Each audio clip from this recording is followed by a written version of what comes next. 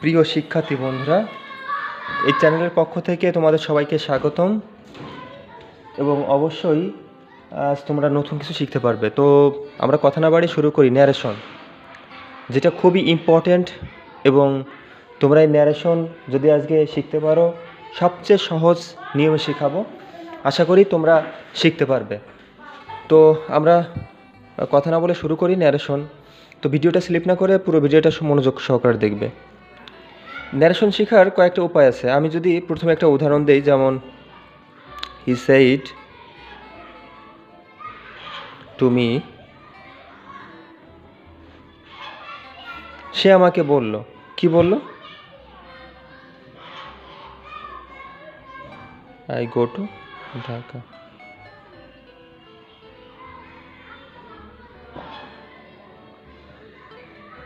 দেখো তো এই যে দেখো, he said to me I go to Dhaka, আমি ঢাকা যাব। তো একটু খেয়াল করো প্রিয় শিক্ষার্থী বন্ধুরা, এই যে উদাহরণ দিলাম, সে আমাকে বললো যে আমি I will go to Dhaka, এখানে উল্টা দিয়ে I will go to Dhaka, কিংবা তোমরা শ্যালও ইউজ করতে পারো। তো এখন আমি যদি বলি যে এটা করো, তাহলে তুমি কীভাবে করবা? যে he told me that, I হচ্ছে ফার্স্ট পারসন, এইখানে চলে যাবে, অর্থাৎ হি উইল আছে, এটা উড হয়ে যাবে, he would go to Dhaka. তাহলে বন্ধুরা, এটা আমি কীভাবে করলাম? এটা করার জন্য তোমার আগে সেন্টেন্স চিনতে হবে। এর আগের যে ক্লাসটা আছে সেই ক্লাসের লিঙ্কটা আমি দিয়ে দেবো ডিসক্রিপশনে, তোমরা ক্লাসটা দেখে নিও, যে assertive sentence, interrogative sentence, imperative, optative, এগুলো চেনার উপায়টা। তো আজকে আমরা সেই নিয়ে কথা বলবো। তুমি একটু খেয়াল করো বন্ধুরা, আমি যদি প্রথমে অ্যাসার্টিভ নিয়ে আজকে কথা বলি, যে অ্যাসার্টিভ সেন্টেন্স, অ্যাসার্টিভ, এই অ্যাসার্টিভ সেন্টেন্স কিন্তু সবসময় মাথায় রাখবা।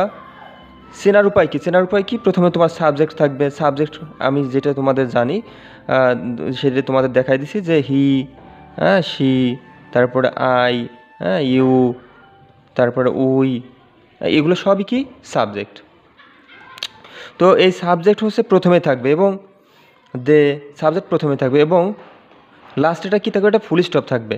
তাহলে তুমি চিনতে পারবে এটা অ্যাসার্টিভ সেন্টেন্স। এবং এই অ্যাসার্টিভ সেন্টেন্স যদি অর্থাৎ ইনভার্টেড কমার ভিতরে থাকে, ইনভার্টেড কমার ভিতরে যদি এই অ্যাসার্টিভ সেন্টেন্সটা তোমার মনে হয় আছে, তাহলে অবশ্যই তুমি কীভাবে করবে? দেখো এখানে কি আছে? সেইড। এই সেইড উঠিয়ে তুমি টোল্ড ব্যবহার করবে। কি ব্যবহার করবে? টোল্ড। সবসময় টোল্ড দিলে কিন্তু টু দেওয়া লাগে না।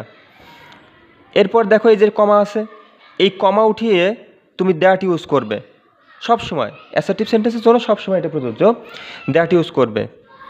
এবং দেখো সবসময় মাথায় রাখবা, এখানে কয়েকটা পার্সন আছে, যেমন ফার্স্ট পার্সন ফার্স্ট প্লেসে, সেকেন্ড পার্সন সেকেন্ড প্লেসে, থার্ড পার্সন কোনো পরিবর্তন নাই।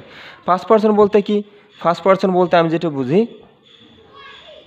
আমি যদি তোমাদের বলি যে ফার্স্ট পার্সন কি, আই, উই, এগুলো ফার্স্ট পার্সন। এই ফার্স্ট পার্সনগুলো ফার্স্ট প্লেসে যাবে। দেখো এখানে প্লেস কিন্তু দুইটা, এই যে একটা প্লেস, এটা প্রথম প্লেস, এটা হচ্ছে দ্বিতীয় প্লেস, এটা দ্বিতীয় প্লেস, এটা দ্বিতীয় প্লেস। তাহলে এই ফার্স্ট পার্সনগুলো ফার্স্ট প্লেসে যাবে। ফার্স্ট প্লেসে কীটা আছে? হি। তার মানে সরাসরি তুমি এখানে হি বসাই দিবা, সরাসরি হি বসাই দিবা, আয়ের পরিবর্তে হি বসাই দিবা। এবার দেখো সেকেন্ড পার্সন আছে ইউ। সেকেন্ড পার্সন সেকেন্ড প্লেসে, সেকেন্ড প্লেসে বলতে কি? এখানে মি আছে, যদি এখানে সেকেন্ড পার্সন থাকতো তাহলে মির পরিবর্তে কী হয়? আমি সেটা এখানে বসাই দিতাম। মির পরিবর্তে যা হয় আমি সেটা বসাই দিতাম। মির পরিবর্তে আই হয় তো আমি সেটা আই বসাই দিতাম, কিংবা এখানে অন্য কিছু থাকতো। আর থার্ড পার্সনে কোনো পরিবর্তন নেই। থার্ড পার্সন বলতে কি? হি, শি, ইট, যে কোনো নাম, এগুলো সবই থার্ড পার্সন। থার্ড পার্সন কোনো পরিবর্তন হবে না, যা আছে তাই বসিয়ে যাবে। তাহলে দেখো টোল্ড বসাবা অ্যাসার্টিভ সেন্টেন্সের জন্য, তারপর দ্যাট বসাবা কমার জন্য। তাহলে তুমি ফার্স্ট পার্সন ফার্স্ট প্লেসে, সেকেন্ড পার্সন সেকেন্ড প্লেসে, এগুলো বুঝে গেলে। এরপর দেখো এই টেন্সের একটা পরিবর্তন আছে। টেন্সের পরিবর্তন কি? যদি ভি অন থাকে তাহলে অবশ্যই তোমরা এটা ভি2 বানাই দেবে। তারপরে ভি2 থাকলে পারে হ্যাড প্লাস ভি3 বানিয়ে দেবে। অ্যাম ইজ আর থাকলে, অ্যাম ইজ আর থাকলে পারে অজ আর দিয়ে দেবে, অজ আর। হ্যাভ হ্যাজ থাকলে পারে হ্যাড দিয়ে দেবে। হ্যাভ বা হ্যাজ থাকলে পারে সরাসরি এখানে হ্যাড দিয়ে দেবে। শ্যাল থাকলে শুড দেবে, শ্যাল থাকলে শুড। ক্যান থাকলে কুড, কুড। মে থাকলে মাইট, মেয়ে থাকলে মাইট মাইট বসিয়ে দেবে। আমি তোমাদের এতটুকু বলতে পারি যে সবচেয়ে সংক্ষিপ্ত নিয়মে আমি করাচ্ছি, তো তোমরা অবশ্যই ভিডিওটা স্লিপ না করে পুরো ভিডিওটা দেখো। তো এখন যদি আমি একটা উদাহরণ চলে যাই, আরেকটা উদাহরণে ঠিক দেখো এগুলো দিয়ে আমি কীভাবে করতে পারি। এইটা উদাহরণ দিয়ে আরেকটা উদাহরণ আমি চলে যাচ্ছি। দেখো, I said to him, I said to him,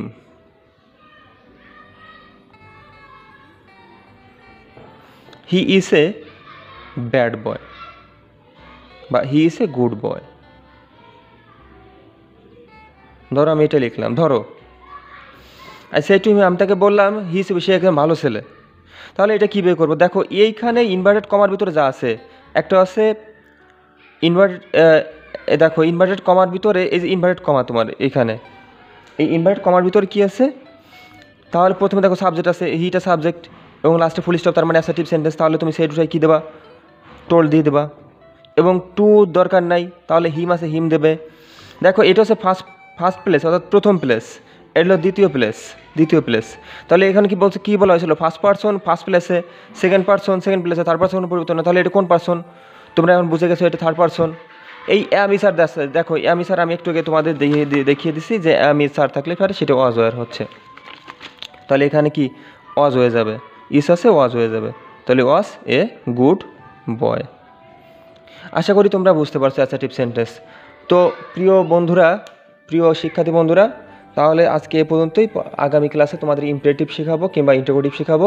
সেই বন্ধু সবাই ভালো থাকবে, সুস্থ থাকবে এবং চ্যানেলটি অবশ্যই সাবস্ক্রাইব করে পাশে থাকবে। ধন্যবাদ সবাইকে।